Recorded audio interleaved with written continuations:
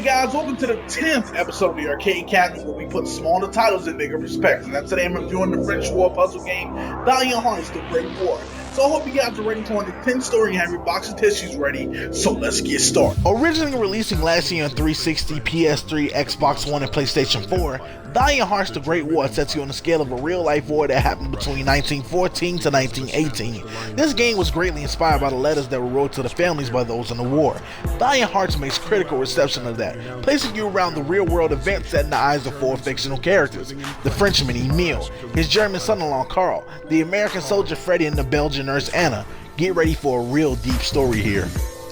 Let me start this off by saying I love the art style in Valiant Hearts. It's gorgeous, colorful, bright, vibrant, and everything else you can think of, especially in a game inspired by war tales. Everything was hand-drawn and just appropriately animated to life. It feels like I'm watching more of an animated series or web series on YouTube than actually playing a game. The art style can suck you in and make you cherish it even at the darkest points in the game. They did a really good job with this in Valiant Hearts. It's exceptionally well done and is very good. Valiant Hearts sets a lot of historical information for you in the game, not only to get you immersed into the universe around you, but to also let you know what was currently going on in this war at the time. They tell you everything from the Indians joining the war for the Middle East skirmishes to the 128 Americans that enlisted with the French army, including late poet Alan Seeger. Valiant Hearts wants to immerse you thoroughly into his universe and does an amazing job of doing so. Valiant Hearts puzzles aren't too simple nor too complex. The only time they'll be complex is if you're not giving them an actual thinking process, and the only time they'll be simple is if you're playing on easy. They do require some thought as the puzzles are deep. They require backtracking, switching things out, giving to this person for this item, making something happen for the scenery to go and change, or to make something happen on the far end of that level.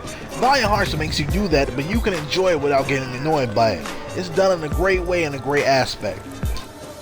Valiant Heart's story is so pulling, written so well that you begin to root for each character you play as. The emotional bond you start to grow for these characters are done well. Every segment has a heartfelt or heart-sinking moment. Just when you thought things may turn good for this character, that's a turn that may happen badly for them in the next segment. It tugs at the heartstrings, and every time you think something good or bad may happen, it's always another turn or twist happening. It's definitely a great story. The only issue I may have with Valiant Hearts is the little to no English voice acting. I understand they wanted to really immerse the player of the languages to where they were at, but they could have included more English voice acting here and there. Characters may say certain things in English like a name or two or a yay or nay, but I wanted them to expand with it. Give us the option to understand. I want to hear my characters talk it out. The war announcer is cool and I don't mind him defining and explaining everything, but I would have loved them to expand it on that specifically. Hopefully we see this in a sequel. But all in all, Valiant Hearts is exceptionally well done. The artwork, historical facts, the fun puzzles, the emotional story is all crafted and done well to an amazing degree. For such a small title done by a known studio, Ubisoft Montpellier, who's done Rayman, they knocked it out the box with this one. It's an amazing game, one that needs to be played and taken in. But with that being said, I'll be giving Valiant Hearts The Great War a 5 out of 5. Alright guys, that concludes today's episode of the Arcade Cabinet. Tune in next week, I'll be reviewing Xbox's free game of the month, So Many Me. A game where you and your clone save the world from evil and look the same while you do it. Also, do you have a request? Do you want to see a title on a future episode of the Arcade Cabinet? Well, you can email me at thearcadecabinetgmail.com and I'll make sure to get back to you as soon as possible. Also, stay tuned. Soon enough on my channel will be my Prototype 1 review. It'll be a part 1 of 2 series review, so stay tuned for that.